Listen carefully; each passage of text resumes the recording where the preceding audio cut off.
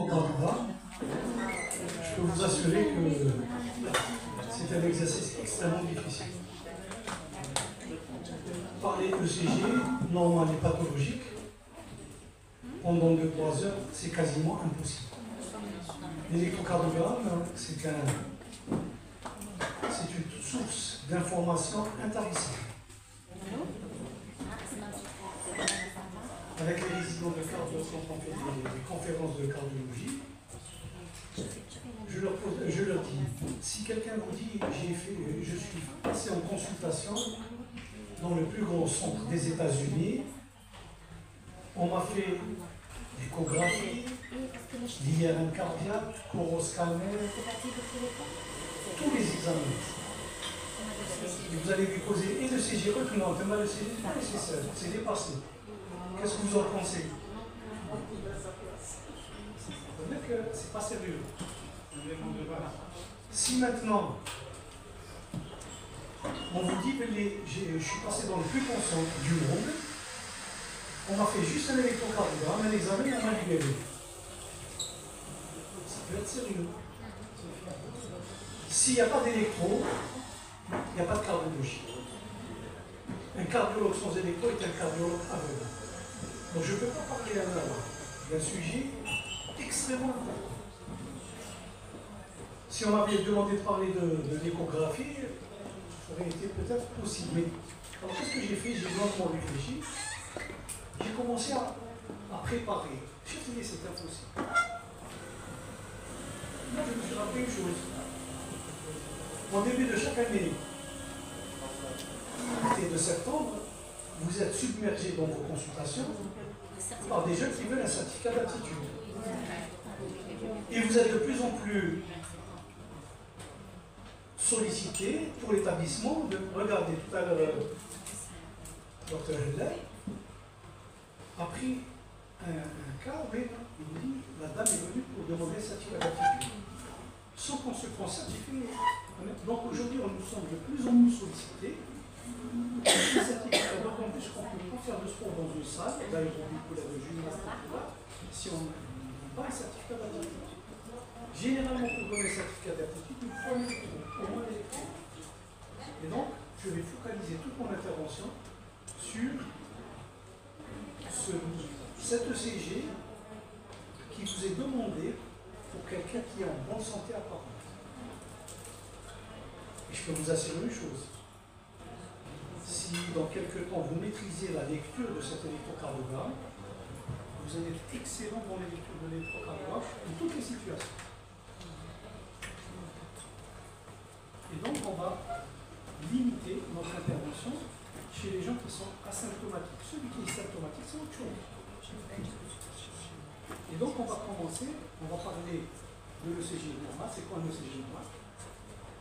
Quand est-ce que j'autorise sans condition? Quand est-ce que j'interdis en demandant un bilan cardiovasculaire chez le cardiologue? Et quand est-ce que je suis dans le doute?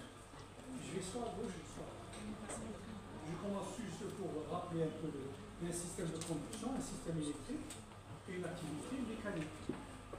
Donc s'il n'y avait pas cette activité électrique, on n'aurait pas d'activité mécanique.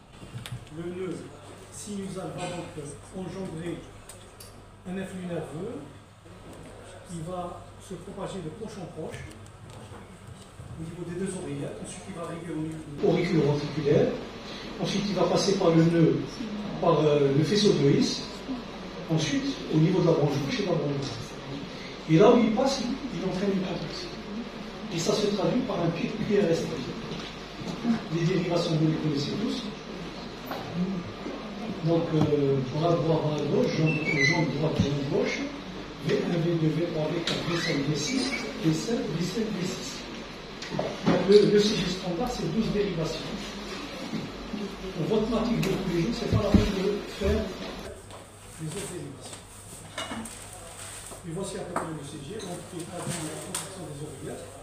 Le QRS traduit la contraction des ventricules. L'entrée traduit la repolarisation de l'entrée. La repolarisation de l'oreillette elle est intégrée juste avant le QRS. Et parfois on a une ampoule qui nous dénoncer ça, on ne va pas parler de ça. Puis qu'on a pour l'autre, essayez de vous imprégner de cette contraction pour essayer de comprendre. Le plus important, c'est de vous montrer ce qui est normal, ce qui vous rassure, et que ce qui doit vous alarmer pour avoir une attitude la plus juste possible. Alors, quels sont les aspects normaux? Aujourd'hui, donc vous avez à votre disposition un PRN, un numéro de paiement, etc. Donc c'est bien connu. Et ce qui nous intéresse, c'est pas ça. Si je me limite à ça, je vais plus de mes électrons, plus de 50% des électrons normaux, je vais les considérer comme un électron. Donc je vais vous donner des variantes qui font que vous ne devez pas aller plus loin. Et on a la chance, depuis 2018, de disposer des critères internationaux de lecture de l'ECG du sportif. Recommandations internationales validées. Il n'y a pas d'autres, c'est les seuls. Je dis bien 2018. Et avant 2018, ça a commencé en 2010. L'ESC a établi des critères qui n'étaient pas du tout fiables. Ensuite, en 2012, on a établi les critères internationaux de Seattle. Seattle, c'est une ville aux États-Unis. 2012. En 2012, j'ai pris pratiquement ma retraite. 2012, c'est hier. 2014, il y a eu les critères internationaux de Seattle affinés. Ensuite, ça a été à l'origine des critères internationaux publiés en 2018 et qui aujourd'hui, j'allais dire, font force de loi. C'est-à-dire que si on ne les applique pas, on peut faire une erreur professionnelle. Donc voici les critères normaux. Voici tout ce qui est considéré comme normal. Devant un des aspects, de tous ces aspects, vous pouvez signer votre certificat d'aptitude sans aucun problème. Mais ça s'applique aux sportifs. On peut l'appliquer aux non-sportifs par le bon sens. Et on va voir cas par cas. Tout d'abord, pourquoi ces modifications physiologiques? Ces modifications physiologiques sont induites par l'augmentation des cavités droites. Donc les gens qui font du sport, généralement, ont une cavité droite un peu plus importante. Les enfants ont parfois des cavités droite et gauche un peu plus importantes.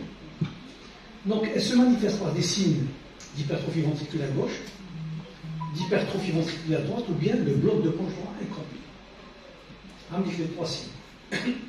Quand on dit HVG, ça ne veut pas dire hypertrophie, ça peut être une dilatation sur le plan du terme électrique. Donc soit droite, soit gauche, soit bloc de branche droit incomplet. Premier cas, les signes d'hypertrophie ventriculaire gauche. Voici l'exemple d'un sportif. Alors presque tous les tracés que je vais vous montrer, c'est des tracés des tracés personnels qu'on a utilisés dans une étude sur l'électrocardiogramme entre 2007 et 2008. Mais vous allez me dire 2007-2008, qui fait quand même une étude alors qu'il n'y avait pas de critères. C'est justement parce qu'il n'y avait pas de critères. Et à ce moment-là, qu'est-ce qu'on avait? On avait un protocole où on devait faire tous les examens complètement, parce qu'on ne savait pas si c'était normal ou non. Alors les pays qui ont participé à cette étude, il y avait 5 ou 6 pays européens, et l'Algérie, qui représente l'Algérie, donc qui était un échantillon de l'Afrique. Et donc c'était les premiers pas de l'élaboration des critères normaux et anormaux de l'électrocardiogramme. Donc pratiquement tous les sportifs qui ont été inclus dans cette étude, donc j'ai tiré les ECG là, donc je les exploite pour essayer de comprendre des choses. Donc, même quand ça paraît normal, on a été obligé de compléter par une écho, éventuellement par une écho, éventuellement par un verre, éventuellement par une scintigraphie myocardique, éventuellement même par une coronarographie.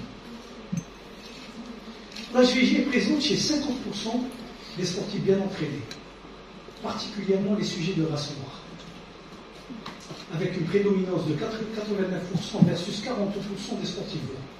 c'est-à-dire que c'est très fréquent chez les sujets de race noire. L'HVG électrique, elle est très mal corrélée à l'épaisseur pariétale, à l'écho et à l'IRM. Donc ce n'est pas en faveur d'une hypertrophie pariétale. Et voici l'exemple d'un footballeur de 19 ans qui avait une HVG avec un indice de Sokolov de 40 mm. Alors quand il s'agit d'aptitude, d'utiliser uniquement le Sokolov, n'utilisez pas les autres, le corner par exemple. Pourquoi?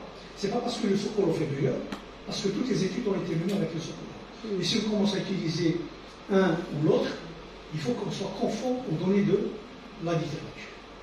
Et voici donc des signes d'HVG évident, regardez donc il y a un voltage qui est évident, ça ne pose aucun problème, vous n'avez pas besoin d'aller explorer ou d'aller rechercher, à condition que la personne qui vient vous voir est totalement asymptomatique. S'il y a un symptôme, je me focalise sur le symptôme, même si mon ECG est non. Donc, mon fil conducteur est simple. La personne qui vient me voir est asymptomatique. Elle n'a pas de maladie.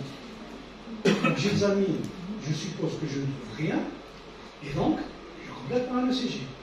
Pour essayer de voir s'il y a des anomalies qui, donc, qu'on considère comme normales, ou là, qui sont considérées comme pathologiques, qui vont m'empêcher de donner un certificat d'aptitude.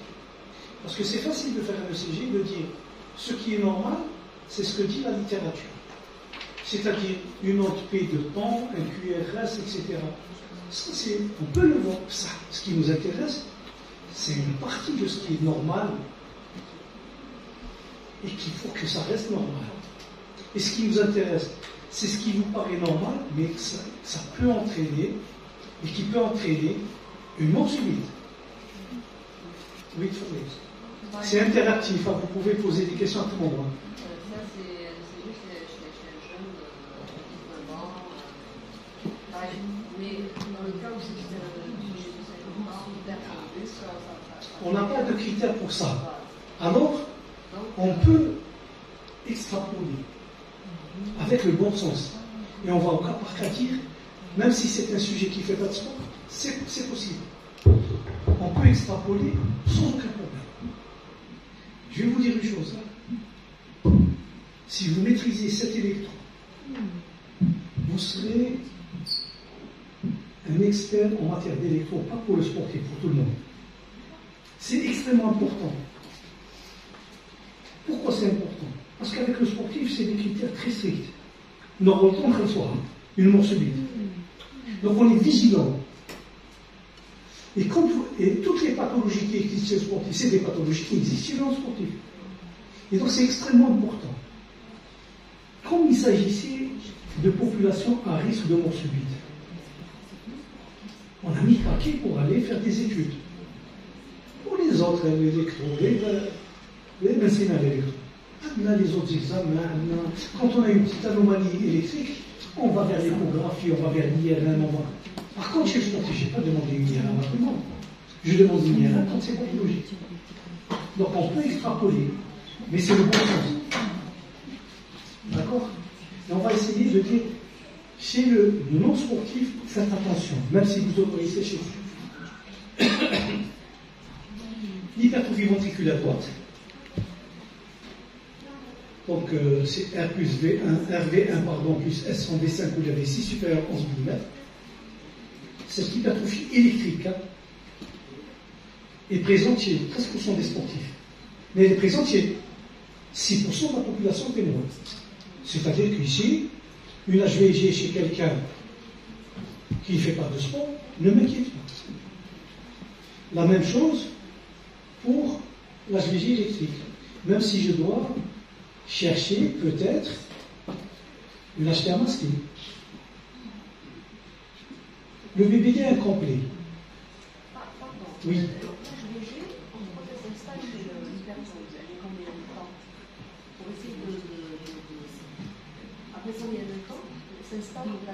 Ah, je pense à partir d'un certain temps. On ne sait pas exactement. Ça dépend donc de l'intensité, donc des chiffres fonctionnels, etc. Mais c'est un signe qui est associé. La HVG électrique est associée. Généralement, la HVG électrique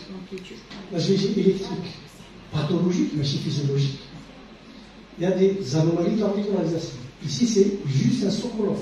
Tout le reste est normal. Par exemple, un sujet maigre, il a un Sokolov élevé. Un sujet qui est gros, obèse, il a un sujet qui est gros. Le bloc de gauche doit aller compris. R plus RSR' en V1, avec un QRS inférieur à 120 millisecondes. Quand ça dépasse 120 millisecondes et plus, c'est un bloc de branche droite complet. On le voit chez 10 à 60% des sportifs, donc ça dépend des séries, ça dépend des définitions, et on le voit chez 5 à 10% des sédentaires. Donc ça s'applique aussi de la même manière. C'est pas plus fréquent, mais s'il est isolé, on est tranquille. Mais il faut, je le répète, s'il n'y a pas de pathologie sous-jacente. Voici l'exemple d'un jeune qui faisait du karaté, 28 ans, et qui avait un bloc de branche incomplet. Donc on faisait systématiquement une échographie. Je peux vous assurer que notre série confirme les données de 2018, alors qu'on l'a fait en 2006-2007.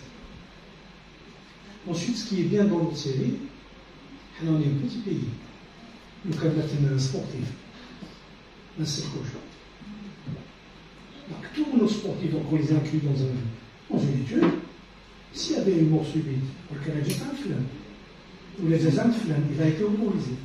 Donc on a un recul. Maintenant le recul, il est de combien? 2007, 2008. Donc ça fait déjà 16 ans. Et le but, c'était pas les critères, hein. Le but, c'était l'efficacité, le coût, l'efficacité, coût de l'électrocardiogramme dans le dépistage des pathologies cardiaques chez eux. Donc c'était, est-ce que le fait de faire un ECG, c'était efficace ou non, sur le plan du coût? Parce qu'à ce moment-là, on n'avait pas de critères. Aujourd'hui, on a des critères. On sait que c'est efficace. Mais si vous avez un bloc de branche incomplet, faites attention. On a une banale, il faut bien ausculter. Il faut bien ausculter le foyer pulmonaire parce qu'on peut avoir un souci historique avec un dédoublement de B2 au foyer pulmonaire. Et c'est ce qui s'est passé avec ce footballeur de 16 ans qui est venu parce qu'on l'a adressé parce qu'il y avait. Alors, surtout le Centre national de médecine, nous envoyait ces sportifs qu'on a fait parce qu'ils avaient des anomalies. Et donc, on les a introduits dans l'auscultation, il y a un bloc de branche, il y a un souci historique. Et quand on faisait l'échographie systématiquement, on tombe sur une cilia, portion de seconde dent qu'on a fait opérer. Ensuite, il a repris l'activité sportive. On l'a fait opérer parce qu'en 2006-2007, on ne faisait pas les fermetures percutaires. On les faisait, ce n'était pas très répandu. Il aurait pu bénéficier si l'indication était bien posée d'une fermeture sans verre, avec des résultats qui sont similaires. On a vu les modifications induites par l'hypertrophie-dilatation de cavité, HVG, HVD et bloc de branchement incomplet. Donc si vous voulez avoir le tableau global, vous l'avez sur Internet. Vous faites critères internationaux de l'ECG de la DIAC 2018 et vous avez le tableau qui met le feu rouge, le feu vert, le feu orange pour les gens et le feu rouge. Si vous êtes au vert,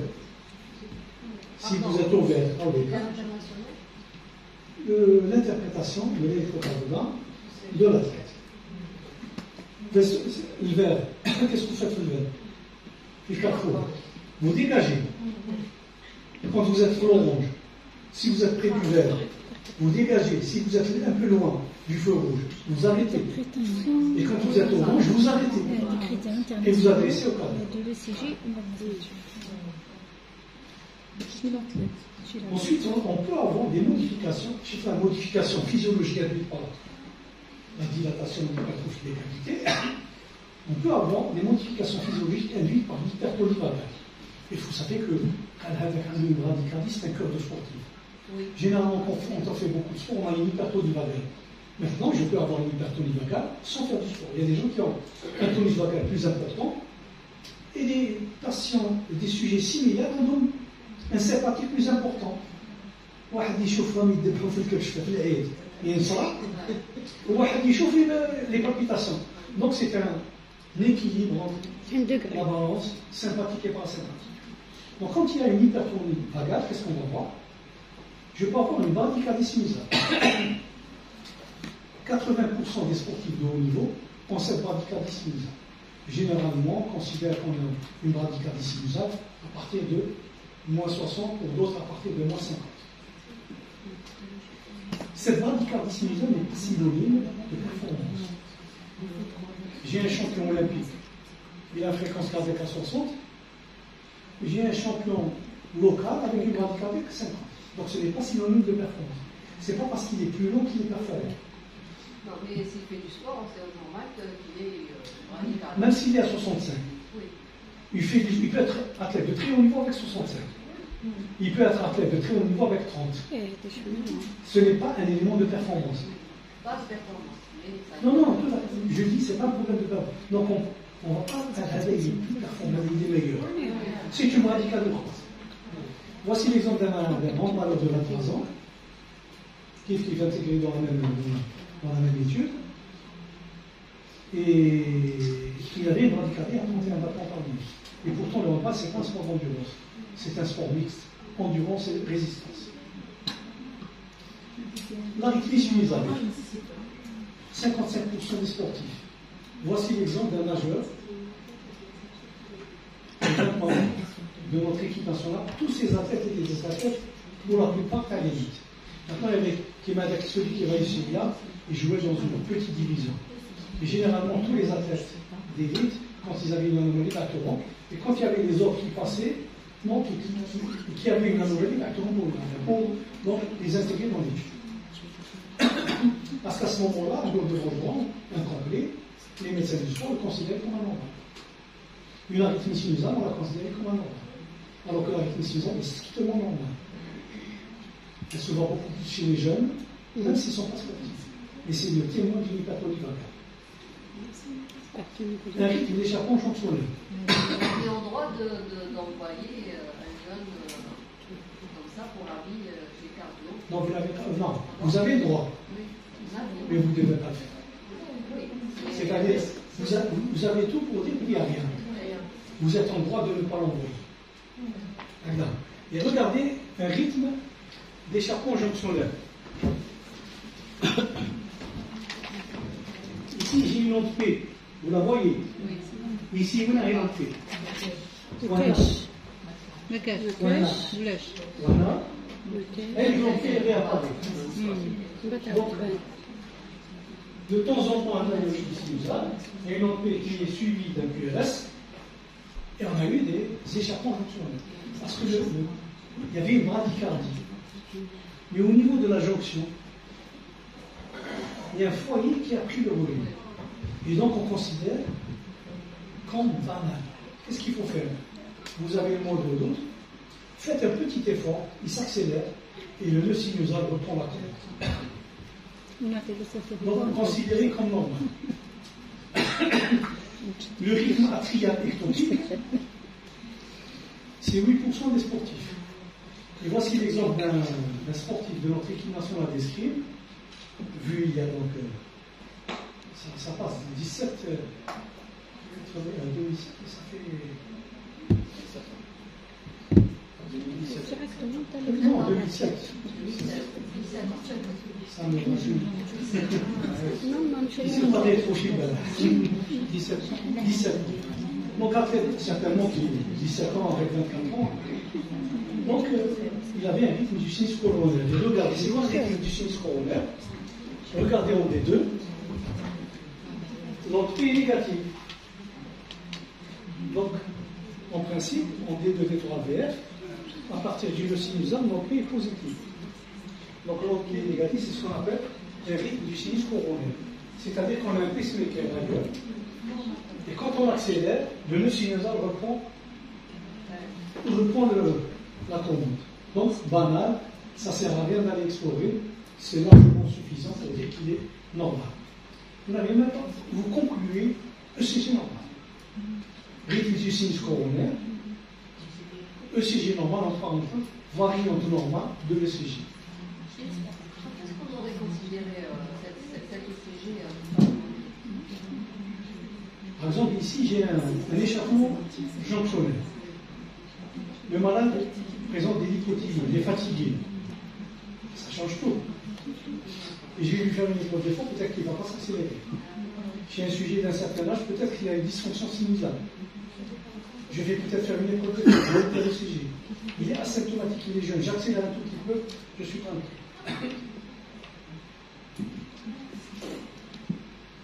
BAV du premier degré. Entre 200 et 400 millisecondes, chez les sportifs, on considère que c'est normal. Chez les non-sportifs, 250, 260, on n'a pas de norme. Je peux considérer qu'il est normal. S'il est asymptomatique, je lui fais un petit effort ici. Il raccourcit, je peux l'autoriser à faire du sport, tout en le surveillant. Parce que si vous m'envoyez le cardiologue, il n'aura rien à faire. Sauf s'il est symptomatique à ce moment-là, il est vraiment un intéressé. Le BAV du premier degré, c'est 4,5 à 7,5% des sportifs.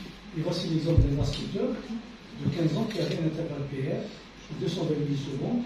Ce n'est pas énorme. Je crois que j'avais un sportif, un majeur qui avait 400 secondes.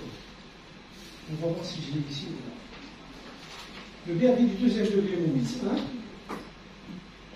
1, c'est tout mon ECG, c'est un ECG tiré de la littérature.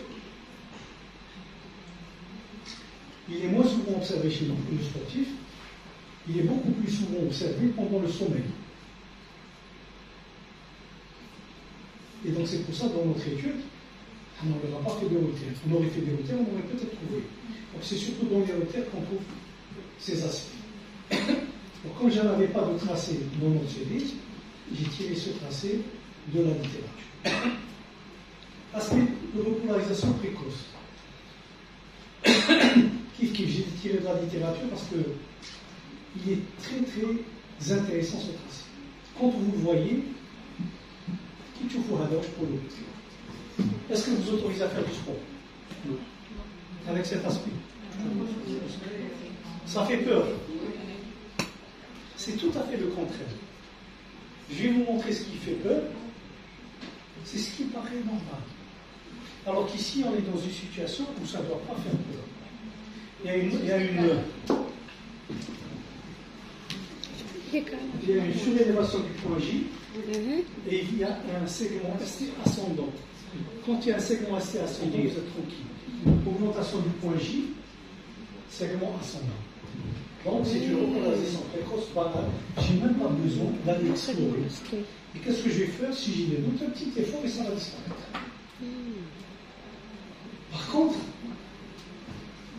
Par contre, regardez, j'ai utilisé un terme précis. J'ai dit aspect de repolarisation précoce. Je peux avoir une repolarisation précoce à risque de mort subite. Et là, je vais regarder la différence. J'ai mon point J surélevé comme tout à l'heure. Il est suivi d'un ST descendant. Là, je dois faire très très attention. Dans la population générale, il y a un risque majeur de mort subite chez les sujets asymptomatiques, souvent jeunes. Chez les sportifs, à ce jour, on n'a aucune donnée qui nous dit qu'il faut aller explorer. On laisse tranquille, on le surveille de temps en temps. Donc on n'a aucune donnée qui dit un aspect pareil. Qu'est-ce qu'on fait? On fait des explorations biliminaires. Et si on trouve rien, on surveille. Par contre, dans la population générale, il y a des études qui ont montré que la mort subite dans cette frange de la population était plus importante que dans une population qui n'avait pas cette anomalie. Et ça peut rentrer dans ce qu'on appelle le syndrome de repolarisation précoce. Certains l'appellent syndrome de Hesseger. C'est un cardiologue bordelais qui, lui, a posé pour la première fois le diagnostic. Et c'est une forme de canalopathie qui peut donc entraîner des troubles du rythme ventriculaire chez des sujets qui sont jeunes. Alors si vous avez cet aspect avec quelqu'un qui a des petites hypothymies, qui est un peu gêné, là vous devez arrêter dans un service spécialisé. Maintenant on va passer à une repolarisation particulière du sportif de race noire. Elle se caractérise par un sus-décalage du segment ST et se voit chez 34% des sportifs noirs versus uniquement 1% des sportifs caucasiens, ce sus-décalage peut être suivi par des anté négatifs dans 13% des cas chez les sportifs de race noire, alors qu'il n'est présent que dans 4% des cas chez les témoins de race noire. Et cet aspect doit être considéré comme normal. Je n'ai pas besoin de faire une échographie. Je n'ai pas besoin de faire d'autres explorations. Cet aspect est considéré comme un aspect normal. C'est une variante normale du sujet de race noire. Voici l'exemple d'un footballeur noir, asymptomatique, et vous voyez donc cet aspect V1, V2, V3, et V4, jusqu'à V4. Jusqu'à V4. Un autre aspect physiologique, c'est la repolarisation du jeune entre 12 et 16 ans. C'est ce qu'on appelle l'aspect juvénile. Donc si j'ai une onté négative de V1 jusqu'à V3, je considère sans hésiter comme un tracé strictement normal. Progressivement, avec donc l'augmentation de l'âge de l'enfant, les ontés vont se normaliser et vont se positiver. Donc jusqu'à 16 ans, c'est un aspect strictement normal. À partir de 16 ans, il est anormal. 16 ans, précis. Mais chacun a une croissance précoce, une croissance retardée. 16 ans. Moins de 16 ans, c'est normal. Au-delà de 16 ans, c'est pas normal. Maintenant, la repolarisation de l'athlète noir. Pardon, on a déjà vu. Voici donc tout ce qui est considéré comme normal. Tout ce qu'on a vu ne mérite pas des arrêts complémentaires. Tout ce qu'on a vu, même si les signes sont associés entre eux. Donc le fait d'avoir 2, 3 signes, 4 signes ne nous pose aucun problème. Sauf si j'ai un échantillon jonctionnel chez quelqu'un qui n'a aucune raison d'avoir une hypertonie vaginale. Il a 55 ans, il fait partie, il veut reprendre le soin, on trouve, surtout si on trouve une asthénie, l'asthénie, je vous l'ai dit tout à l'heure, de la dyspnée, c'est toujours un signe, en fonction des données épidémiologiques, de la situation, je peux chercher une insuffisance coronaire, je peux chercher une dysfonction sinusale, etc. Maintenant, on va passer au feu orange. Si j'ai un signe, je passe au mot vert. Si j'ai au moins 2 signes présents, je m'arrête au feu rouge. Et je passe pour un bilan cardiovasculaire chez le cardiologue, donc avec des explorations. Alors, quels sont ici les aspects limites de l'électrocardiogramme? C'est la déviation de l'axe de QRS à gauche ou à droite, l'hypertrophie de l'oreillette gauche ou droite, et le bloc de bronze complet. Donc il y a 3 signes. Je ne peux pas avoir une déviation axiale droite et gauche. Soit elle est droite, soit elle est gauche. L'hypertrophie atriale, soit elle est gauche, soit elle est droite. Plus le bloc de bronze. Si j'ai 2, je passe au rouge, j'arrête et je n'autorise pas.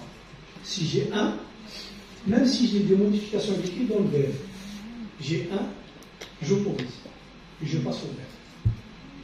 Donc si j'ai un bloc de branche gauche droit complet, en plus des autres signes, aucun souci, j'autorise. Déviation axiale, le fait d'avoir pris en charge, en considération, les déviations axiales et l'hypertrophie atriale a fait qu'on réduise de 42% le risque de se tromper dans l'électrocardiogramme.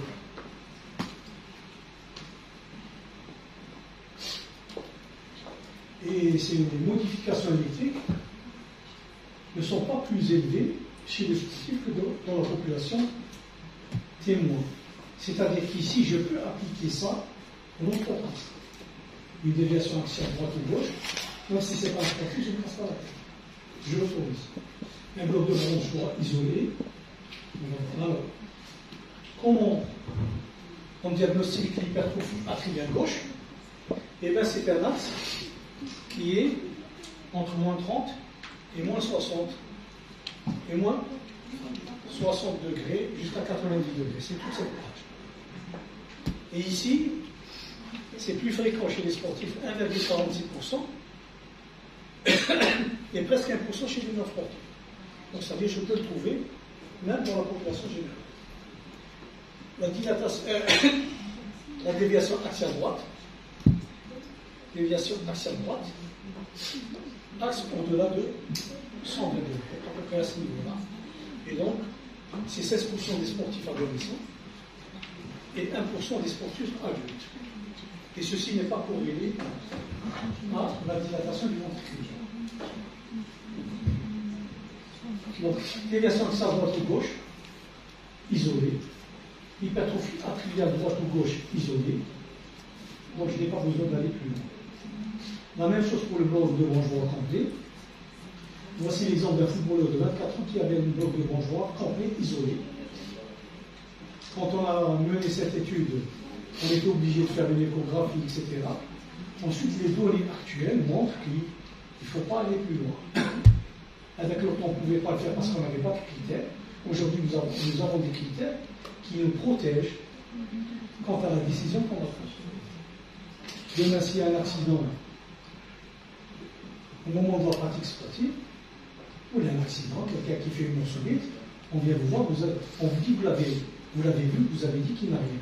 Ah oui, voici l'électrocardiogramme. J'ai répondu de manière conforme aux recommandations internationales. Et les recommandations internationales disent que quand il y a un bloc de bronchoir complet, j'autorise sans faire d'examen complémentaire. Donc, quand j'ai un signe, je vais vers la gauche, feu vert. Quand j'ai deux signes, je vais vers la gauche. Est-ce que vous avez des questions? Avant de passer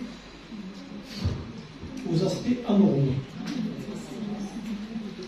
Alors, si vous arrivez à bien vous imprégner de ces aspects anormaux, vous allez avoir une vision globale de toutes les pathologies cardiaques, en dehors du syndrome corollaire aigu, de la péricardite aiguë. Avec c'est autre chose. Quelqu'un a une péricardite aiguë, une embolie pulmonaire, ce sont des pathologies particulières. L'électro est un élément complémentaire. Mais là, l'électro est un élément primordial, principal. Si vous arrivez, parce que ce qui est important, quand il a une maladie, tranquillement, vous allez l'employer. Mais le plus important, c'est que quand il n'a pas de maladie, il vient vous voir. Si vous arrivez à dépister, vous allez changer son devenir. Vous allez dépister peut-être une pathologie qui est grave. Et l'objectif, c'est de faire le dépistage à travers l'électrocardiogramme. Alors, quels sont les aspects anormaux? On va les voir un par un. Ils sont très bien détaillés dans ce document. Et vous devez avoir tout ce qui marque en smartphone. كنا نمشوا حنا لازم تغذية لازم البلوز avec une grosse poche. وعندنا هنا كارني هنا فيه لي كريتير كارني هنا. شو اللي prenez votre téléphone le maladie rate, vous ouvrez quand même la probabilité, la dame vous dit j'ai des douleurs thoraciques par l'effort, vous faites la probabilité préteste, vous l'avez sur votre téléphone, vous n'avez pas besoin d'être cardiologue pour faire ça. Je peux vous assurer que les cardiologues ne le font pas. Ils ne le font pas parce qu'il ne faut pas bien faire le travail. Si je fais bien mon travail, je dois évaluer la probabilité préteste. Maintenant, je suis dans ce qui est juste. Si vous avez donc cette plaque devant vous, là je vois mon électro, et en T inversé, je suis dans le rouge. Dans les antés inversés, voici un premier exemple d'un footballeur de 19 ans qui avait des antés inversés de V1 à V2. Ceci, mais ceci est un aspect normal. V1, V2 chez le sujet, on a vu tout à l'heure, V1, V2, V3, V4, chez le noir, c'est normal. V1, V2, V3, Chez le sujet de moins de 16 ans, c'est normal. Si le sujet de race blanche au-delà de 16 ans, V1, V2, c'est normal.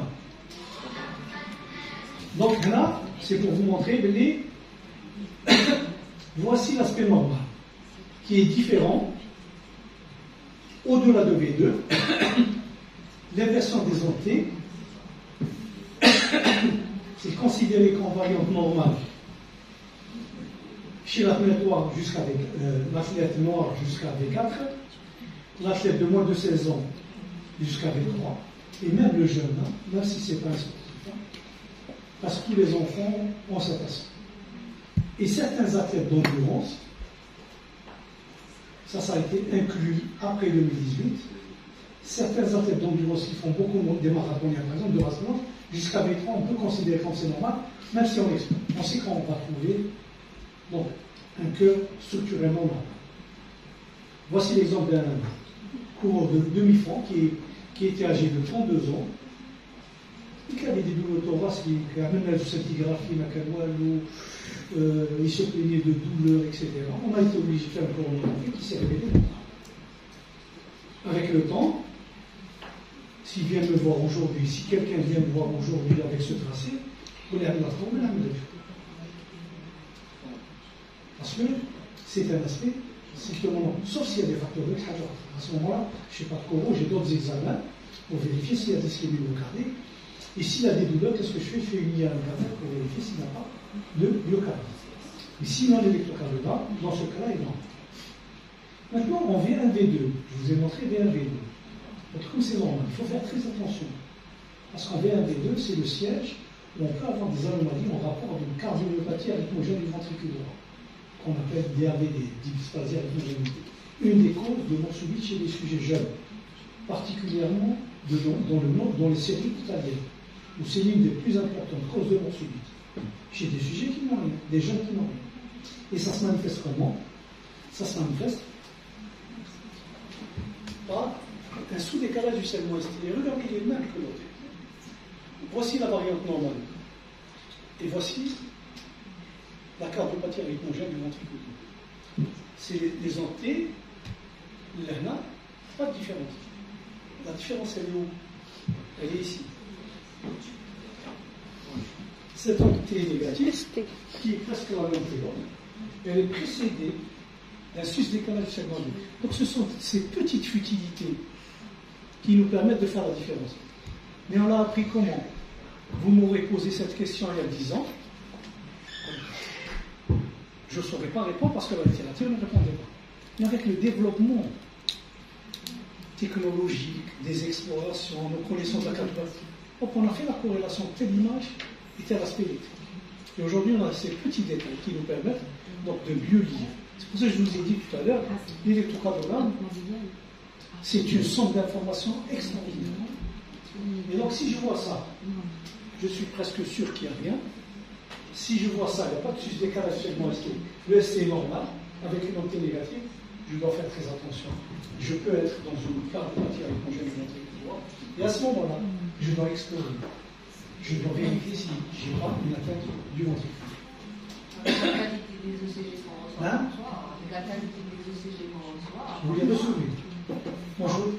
La qualité des ECG qu'on reçoit. Des fois, c'est des sujets. Je vais vous dire une chose. Personne ne m'a jamais fait, moi. Je fais moi-même les ECG. Même quand j'ai une consultation, mais c'est pas ça se passe pas tard. Parfois, l'infirmière vient, elle me fait l'ECG, elle sait le faire parce que c'est moi qui le fais, elle me donne un coup de main. Mon ECG, mon ECG ne dure pas 30 secondes. Le bâton, le placé, le cycle des électrodes, le chauffer. J'ai la chance d'avoir, tout le monde peut l'avoir. C'est le même prix. Moi, j'ai un ECG sur support informatique. Donc, je laisse se dérouler ou le chauffe. La qualité, si c'est une. Je peux voir s'il y a des extrasystoles. Et j'enregistre un tracé de qualité. Et voici un des ECG. C'est sur support, une petite tablette.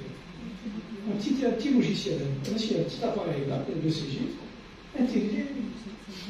Et donc, l'idéal serait que commencer à faire peu d'électrodes, mais à les faire vous-même. Une bonne qualité, c'est une somme d'informations extraordinaire. Pas juste un document.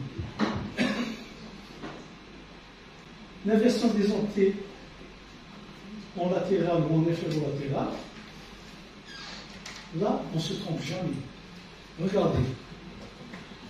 Il y a un sous-décalage du segment ST et une entité négative. C'est toujours pathologique. C'est une cardiomyopathie hypertrophique apicale. Et cette hypertrophie, ces anomalies sont fréquemment associées aux cardiomyopathies, principalement aux cardiomyopathies hypertrophiques. 85% des cardiomyopathies hypertrophiques ont des entités négatives en inférolatérale. Elles sont rarement isolées en antérieur. Qu'est-ce qu'on fait dans ce cas-là? Vous devez l'envoyer chez le cardiologue. Le cardiologue est obligé de faire une échographie. S'il confirme le diagnostic, c'est une CNH, il rentre dans le cadre de la prise en charge d'une pathologie. Si l'échographie est normale, et c'est possible, il va faire une IRM cardiaque. L'IRM cardiaque dégage mieux la PEPS, la pointe de l'œil.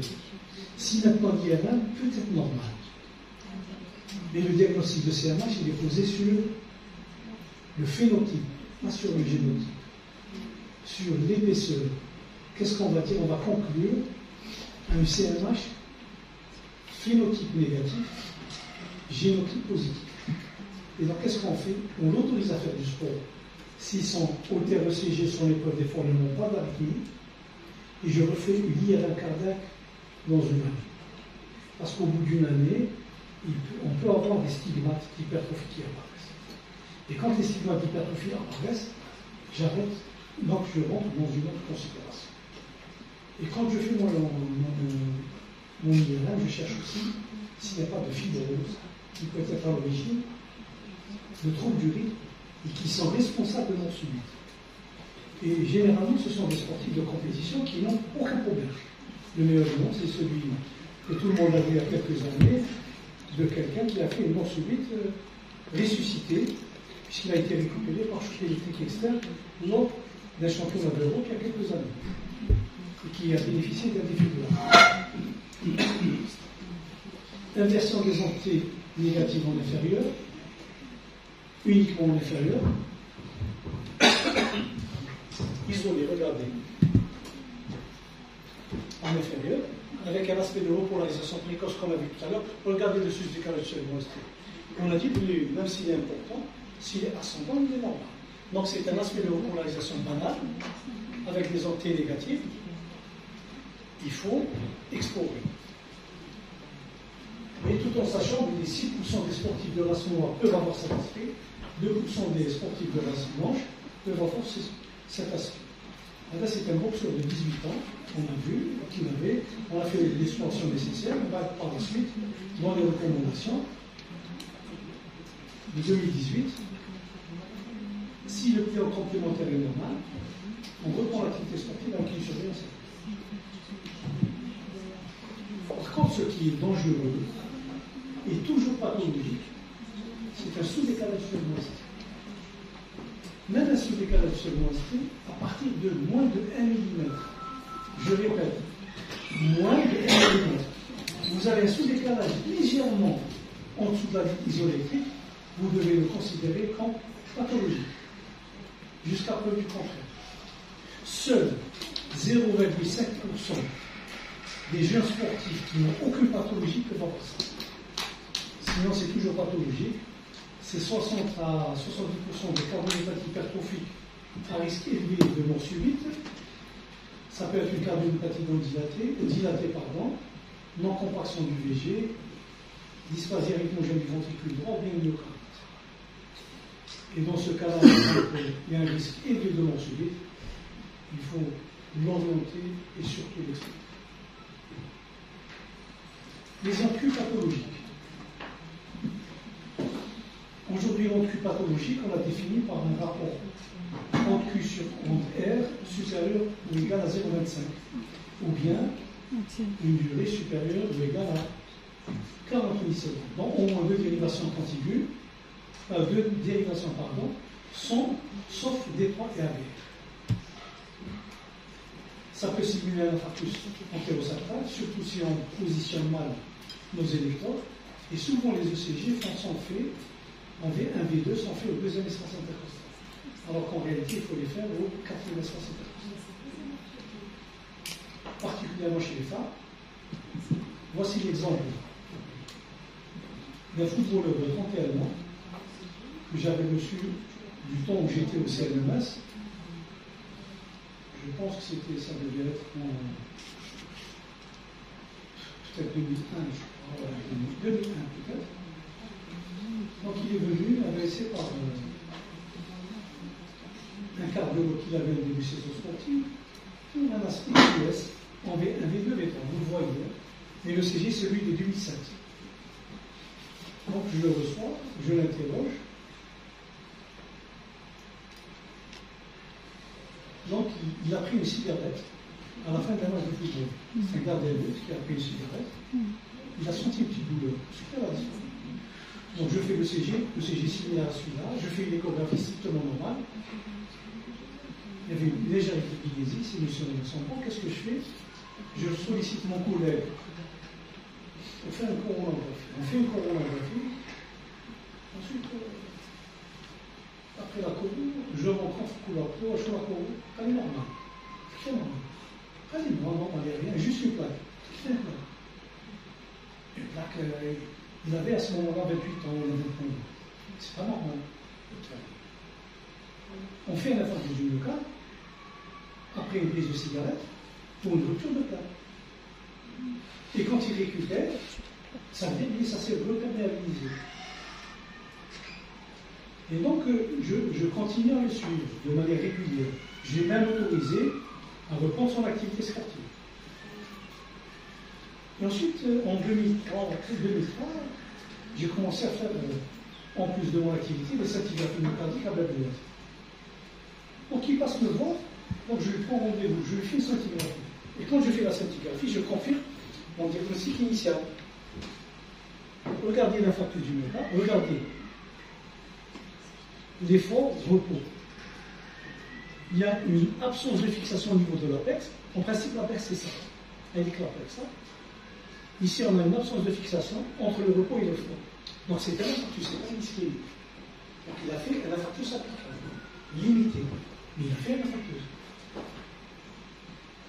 Et donc, la scintigraphie m'a permis de confirmer mon infarctus. Ma coronographie a dit, venez, il y a juste une plaque. Il a rompu cette plaque. Il a fait une thrombose, il a fait son infarctus et ça ne s'est pas mobilisé. Une fibrinolyse physiologique. Parce qu'il est jeune. Donc, quand on a des ondes Q, qu'est-ce qu'il faut faire? Il faut toujours explorer, bilan cardiovasculaire, particulièrement une échographie. Si l'échographie est normale, généralement, quand on n'a pas d'histoire derrière, on surveille. S'il y a une forte suspicion de maladie coronaire, soit une scintigraphie ou bien l'écho de stress, ou bien une ILA, moi j'avais fait à ce moment-là une scintigraphie myocardique. Et s'il n'y a rien, on reprend les activités sportives sans restriction avec un suivi. Le BPG complet. Donc tout ça, toutes ces pathologies, tous ces aspects anormaux du sportif, c'est exactement la même chose que chez le non-sportif. Quand vous voyez ces aspects-là, c'est pas normal. Le BPG complet, il est fréquent dans les cardiopathies ischémiques et les cardiopathies dilatées. Il est plus rare dans les cardiopathies hypertrophiques.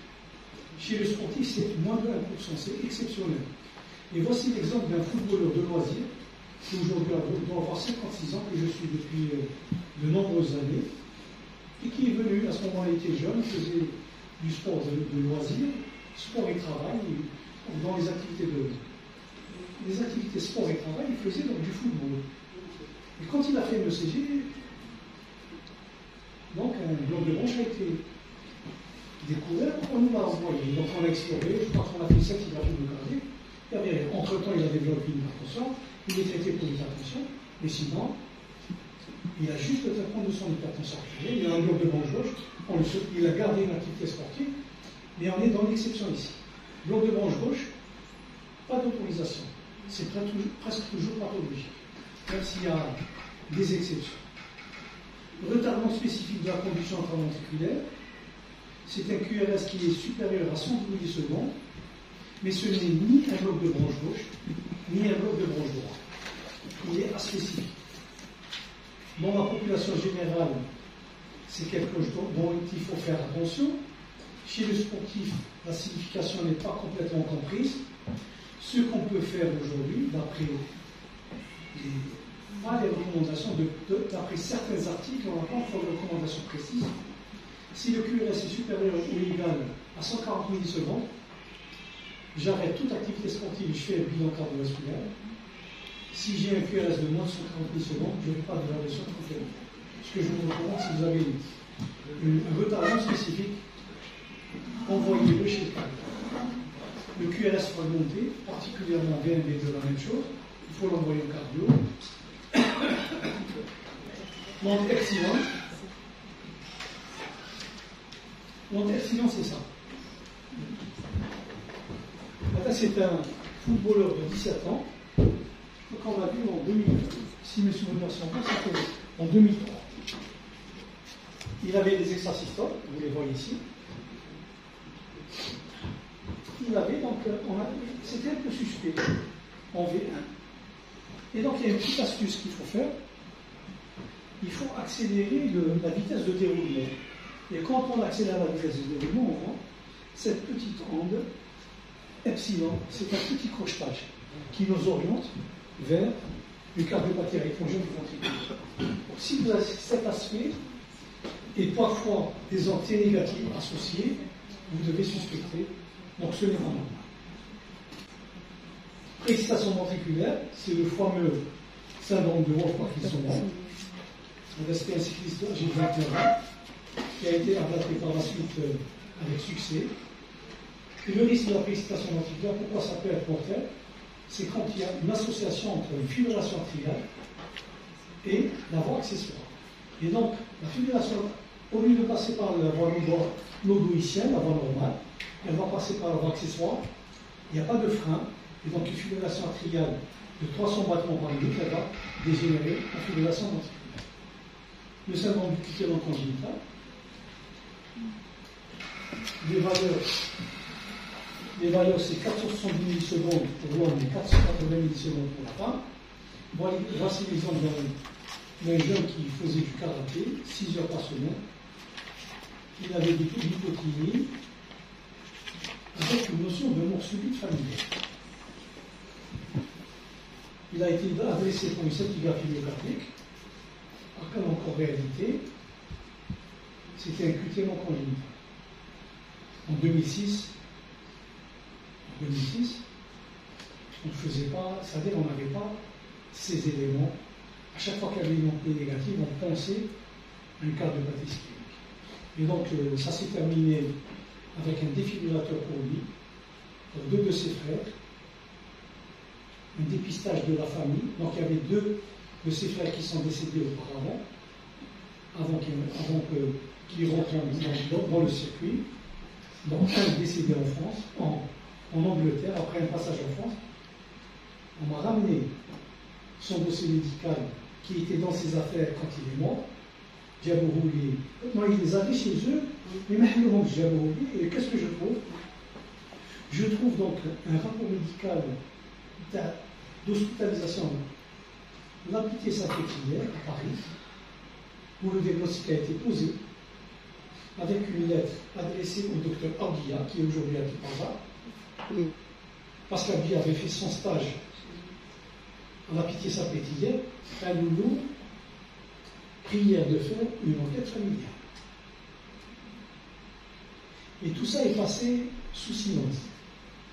Ensuite, on fait une enquête familiale. Moi, j'étais à ce moment-là, j'ai reçu la même loi pour une scintigraphie. Rapidement, je l'ai fait hospitaliser. Ça s'est terminé par 3 défibrillateurs, 3 neveux, les 3 fils de la sœur, qui, elle, n'était pas porteuse de la mutation, Donc ça s'est terminé par traitement médical.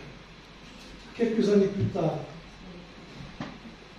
celui qui avait 6 ans ou 9 ans a bénéficié d'un autre défibrillateur implantable parce qu'il est arrivé donc, au stade de l'indication.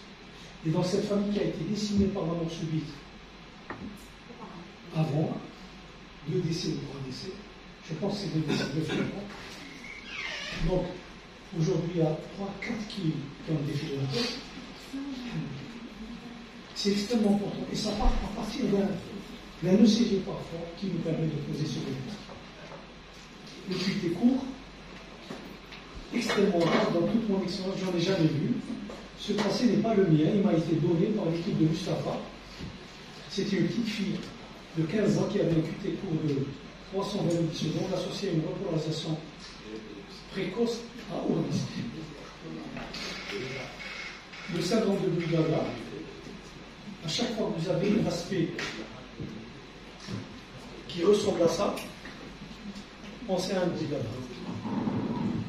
Et le Bull-Gaga est généralement mortel. Il faut l'orienter. C'est une canalopathie. Il faut l'orienter vers une consultation spécialisée. Il y a le type 1, le type 2 et le type 3. Aujourd'hui, seul le type 1 est considéré comme diagnostic. Bradycardie sinusale, qu'on considère comme pathologique, c'est toute bradycardie qui est inférieure à 30 millisecondes, à 30 battements par minute. Ou bien une pause sinusale d'au moins 3 secondes. À ce moment-là, il faut explorer. Tout en sachant que les athlètes de très haut niveau peuvent avoir moins de 30 battements par minute, surtout la nuit. Ils peuvent avoir des pauses sinusales plus importantes. Il faut les explorer par une épreuve d'effort, par une montée à l'ECG. Le BAV du premier degré au-delà de 400 millisecondes. Voici l'exemple d'un nageur de 19 ans qui avait un BAV avec un PM à 410 millisecondes. Le BAV du deuxième degré Vovitz 1, c'est-à-dire vous avez un complexe qui est conduit, un complexe qui n'est pas conduit. Là, c'est toujours pathologique. On ne parle plus d'aptitude ou non, on parle d'indication à un test mental. Donc, on l'envoie aux urgences dans les meilleurs délais. Le BAV congénital complet, vous allez me dire, pourquoi vous parlez? Oui, on peut être sportif avec un BAV complet congénital. Donc, il y a des enfants qui ont un BAV complet congénital, ils peuvent pratiquer à une condition. C'est que quand on fait une épreuve d'effort, il accélère la fréquence cardiaque, au-delà de 110 battements par minute. S'il n'accélère pas, il faut l'implanter, même s'il est jeune. Parce qu'il y a un risque de cardiomyopathie dilatée irréversible. Et voici un jeune de 10 ans qui nous a été adressé. Le CG paraissait normal, on ne voyait pas la dissociation, mais en faisant l'effort, il ne s'est pas accéléré, et la dissociation est apparue. Le BAV complet acquis, aucune discussion, on n'est plus dans l'aptitude ou non, on est dans l'orientation en urgence vers un PSP. Fibrillation atriale, elle n'est pas aussi dangereuse qu'on le pense. Beaucoup de sportifs peuvent avoir une fibrillation atriale. Donc quand il y a une fibrillation atriale, ça ne pose pas le problème d'une contre-indication ou bien d'une autorisation. Donc il faut l'orienter pour qu'on puisse soit contrôler le rythme, soit contrôler la fréquence. Mais sachez qu'on peut avoir des sportifs de compétition qui font de la fibrillation paroxystique et qu'on peut autoriser. S'il peut faire l'ablation, c'est excellent. Généralement, il faut proposer une. Et s'il refuse l'ablation ou bien on ne peut pas faire l'ablation, on peut les autoriser sous certaines conditions. Les extrasystoles ventriculaires multiples, à partir de 2 sur un tracé de 10 secondes, on doit s'inquiéter. Et si vous avez des extrasystoles, envoyez-les chez les réparateurs. Arythmie ventriculaire, la même chose, ça peut être des doublés d'extrasystoles, ça peut être des tachycardies ventriculaires non soutenues. Et quand on a des doublés ou des tachycardies non soutenues, ça ne veut pas dire que c'est très grave. Puisqu'on peut avoir des tachycardies ventriculaires bénignes. Par contre, ce qui est dangereux, ce sont des tachycardies qui surviennent sur une cardiopathie arythmogène du ventricule droit. Ça, oui.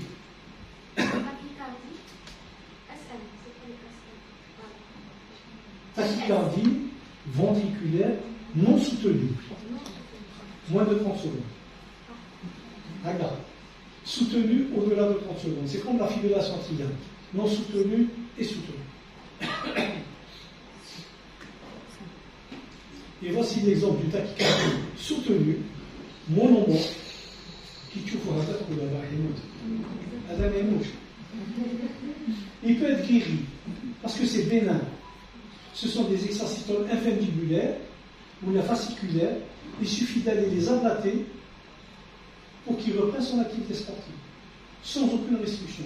Et voici le cas de 2 tachycardies ventriculaires soutenues, ablatés avec succès à l'hôpital de Mustapha. Par contre, une tachycardie ventriculaire polymorphe, si vous voyez sur un tracé ou un moteur que là, il faut hospitaliser en urgence et un risque majeur de mort. En conclusion, une bonne connaissance de l'électrophysiologie cardiaque, une meilleure compréhension du remontage électrique et structurel nous permet une bonne lecture.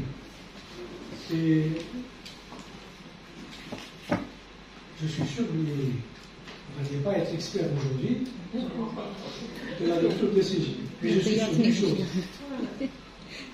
Ça va vous pousser à aller voir et à comprendre que ce n'est pas du tout difficile. Pas du tout. Je peux vous assurer que ce n'est pas difficile. Il suffit de raisonner. Et vous avez remarqué qu'on a essayé d'avoir une vue d'ensemble pour pouvoir comprendre les choses. Le trou là, le trou conductif, ça c'est pas votre rôle. Votre rôle c'est savoir détecter. Si vous détectez un QT conjugal, c'est extraordinaire. Si vous détectez, si vous voyez une onde de delta, le prédication c'est magnifique. Si vous voyez une onde d'epsilon, c'est extraordinaire. Si vous voyez un QT court qui n'est pas normal, c'est très bien. Si vous voyez un crottage qui n'est pas normal, un retard aspécifique, c'est excellent.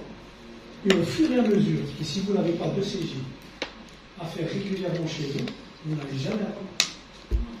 Alors, je peux vous recommander, on a fait un livre sur l'électrocardiogramme